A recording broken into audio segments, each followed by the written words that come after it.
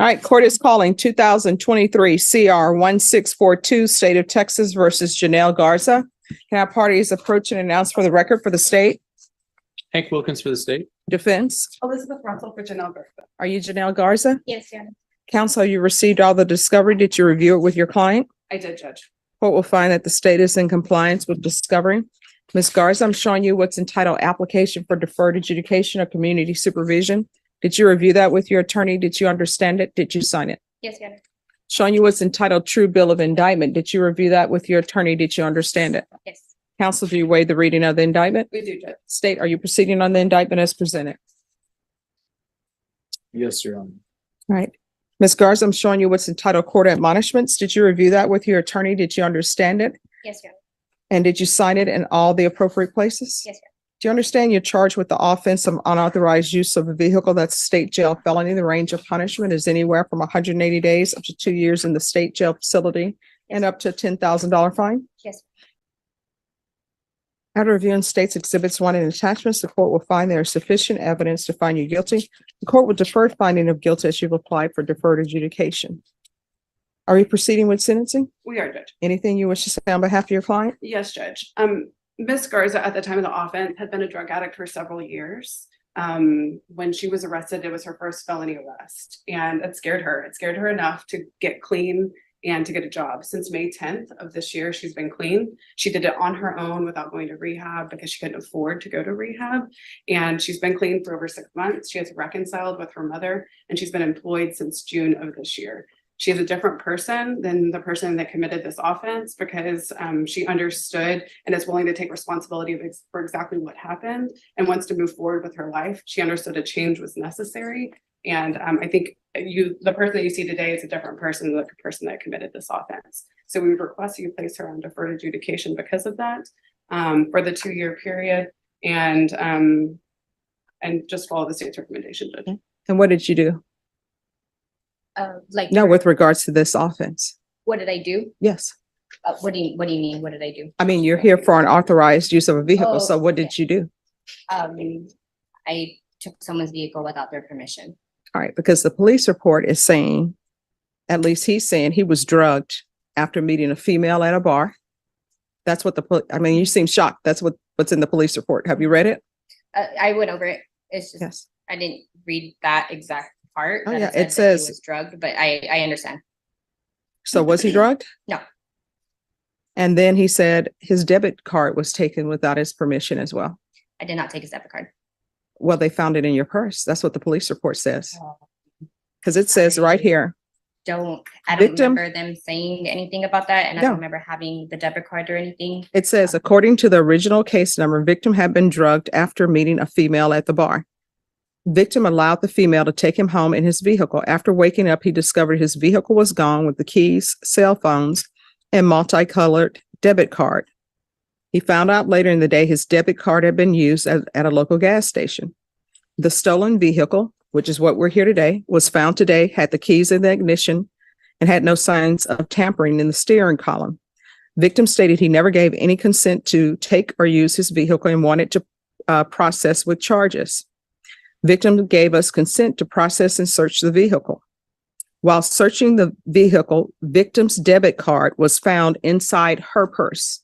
So they're saying they found his debit card inside your purse. Mhm.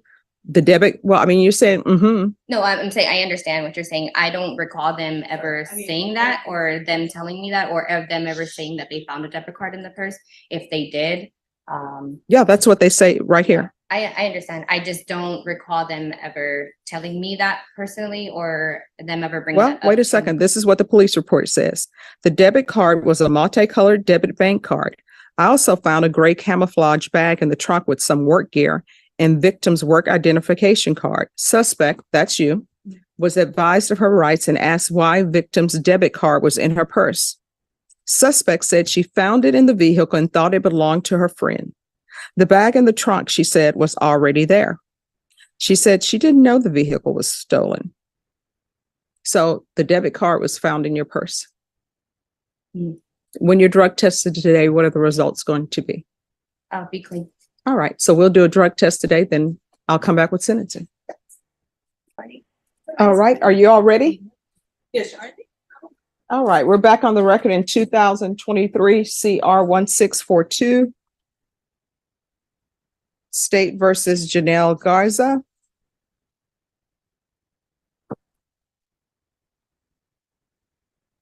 So when's the last time you used marijuana? Yesterday. All right, so what, your attorney was singing your praises about how you've gotten your life together and you did it all on your own. So why are you using marijuana? Well, I guess I should say I got my life together. I used to use meth for 5 years. I'm sorry, what? I used to use meth and Yeah. amphetamine for 5 years. That's what I've been clean for the last 6 months. But marijuana is illegal here in Texas. So why are you using marijuana? It just helps me with my anxiety. That's basically it. All right. But as a part of the program I and would taking know- responsibility, Yes, when ma'am. your attorney was singing your praises, talking about how you clean and sober, you Yes. know that sobriety does not mean that you're using marijuana. You should have stopped her and said, wait a minute. Let me tell you something. But you didn't. You waited till you got caught. I mean, You did. that's your opinion, yes. And No, that's true. Let me ask you this. Did you interrupt your attorney and tell her, I'm not clean and sober because I'm using marijuana? That's yes or no. Did you tell her that? I told her that I was using marijuana, yes. When you were before the bench. But because I just feel like there's different types of sobriety. For me, the meth use was really bad. So, Well- and I couldn't carry a job for the last 5 years. And in the last 6 months that I have been sober from methamphetamines, I have been able to get a job and get a car and see my daughter every day and be a mom and be present. You're not allowed to use marijuana while you're on probation. I understand that. And I understand that I would not be able to use it and I won't use it. But do you understand you're not clean and sober? Yes. And So what do you do for a living? I'm a nanny. Oh, not anymore. I don't allow people on felony probation to be nannies, to be home health care providers, and especially someone who's not clean and sober. And who are you a nanny to? Is this a relative or somebody? Yes. Sister, cousin, who Yeah. is it? All right. So that job is over with today. You understand? Yes. So how far did you go in school? I went all the way through high school. I graduated and I went through some trade school. I had my medical assistant. I went through medical assistant school. I finished that. And where are your children? Right now she's at school. And how old? Do you only have one I only child? have one. She's 14. And does she live with you? Yes. And my mom and my grandparents and my other family. When you say your mom, your grandparents, and other family, what is other family? My aunt, my other aunt, there's a whole bunch of us that live at my grandma's house.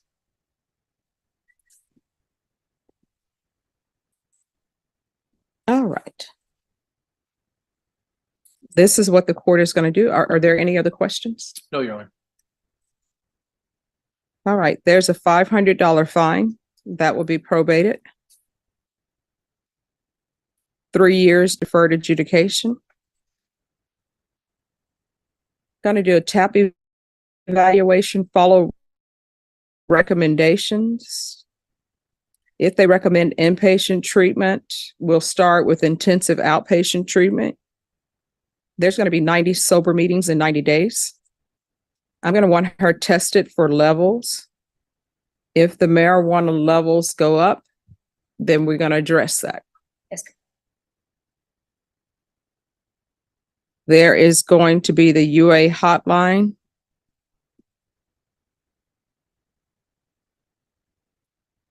Regular reporting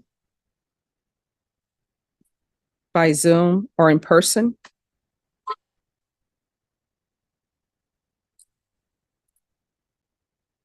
$100 hours of community service restitution.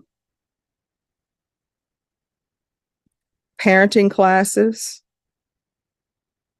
Once she completes parenting classes, 50 of those hours will be deemed to be satisfied. You're either going to get a higher level education, or either you're going to complete trade school or whatever you're going to do. That's going to be required, and once that's completed, then the remaining of the community service will be deemed to be satisfied. Proof of employment within 30 days. There's to be no employment as a home health care provider or with minors. There's to be no unsupervised contact with minors. Other than her daughter, accurate? No unsupervised contact with minors. Supervised with her. I'm sorry? I won't ever be unsupervised with her. I'm sorry, what? I won't ever be unsupervised with my daughter. All right, My mom always is there with her. thank you. Mhm. And do you have any CPS history?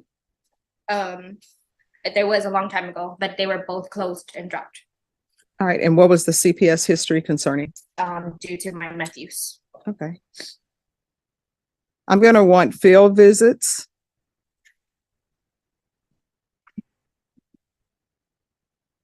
One time per month for 3 months. And if there are no issues,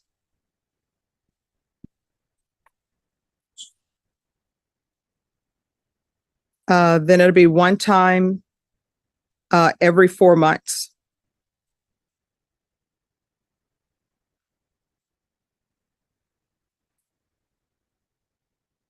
Restitution, if any, and no contact with Josiah Hernandez and counsel. If there is restitution that's determined by probation and you think it's inappropriate, you can come back for a hearing. Judge, I do think we're gonna need a hearing. They've submitted numbers to restitution that we believe is inappropriate. Okay. All right. And probation, is there anything else she needs? Your Honor, I apologize. He said restitution if any and no contact with Josiah Hernandez. Yes. And it's JOSIAH. Thank you, Judge. Nothing else, Judge. Is there anything you need from the court to be successful? No, Your Honor. All right. And then if you all want, Ms. Ferguson will set it for a restitution hearing. I'm going to show you what's entitled Trial Court Certification of Defendant's Rights to Appeal. Did you review that with your attorney? Did you understand it and did you sign it? Mr. Crispin, I don't understand why you're here. You're supposed to go to inpatient treatment, the end. No, you're supposed to go into inpatient treatment, the end. So you're scheduled for lifetime recovery on November 14th. That's where you will be. I believe it's the 14th.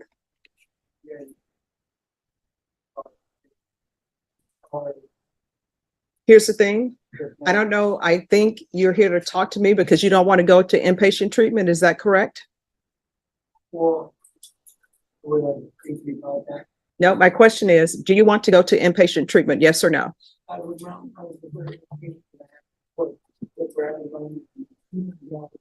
right, you're going into inpatient treatment, Mr. Crispin. We've been dealing with your matter for months now. So you're scheduled for inpatient treatment. That's where you are headed. Go ahead. Oh, no, he's going to go on his own to lifetime recovery. Okay. Last time we spoke, you were still up in the air. Mr. Crispin, I want you to hear me carefully. All right. You are going into inpatient treatment at lifetime recovery. The end. Sure. Thank you. Why is there a double whammy on the same project? I'm sorry, what? Why is there a double whammy? There's not a double whammy. You never bring documents that are requested of you. No, here's the first thing. One, you were supposed to bring documents of the military service to Veterans Treatment Court. They never received it. Yes. Okay. I went and told you on the SSI office. Do you have it? I didn't even receive it. I have one. No. My question is, do you have your military records? I have to have an addendum with the UQ 15 addendum because my social's off here and my birthday's off in the security office.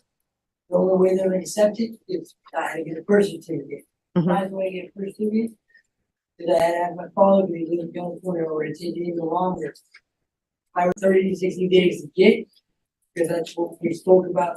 All right, so Mr. Crispin, this is what we're gonna do. Wow. Mr. Crispin, this is what we're gonna do.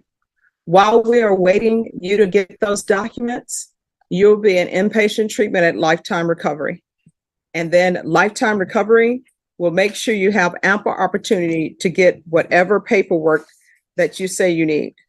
But this has been going on for a long time, Mr. Crispin, and it's been going on too long. So I understand that, but maybe it's just the role of the courts. Like. Right now, ready to go, and now the judge can actually order for you to go to the CMC to do that process. No, I'm gonna come in and follow the direction I always have with Ms. Parker too as well. So whatever you say, I have to do, but Okay, I'm just asking for the eligibility to talk to you because my own confusion is that we spoke about it, and then you gave me pressure on that for the 90 days. no, that was never addressed. For I example, gave forms for the 90 days. no, let me just tell you this. I had already put in place that you were supposed to do 90 meetings in 90 days. 90 meetings, time out. 90 meetings in 90 days is not taking the place of you not doing what the court has asked of you.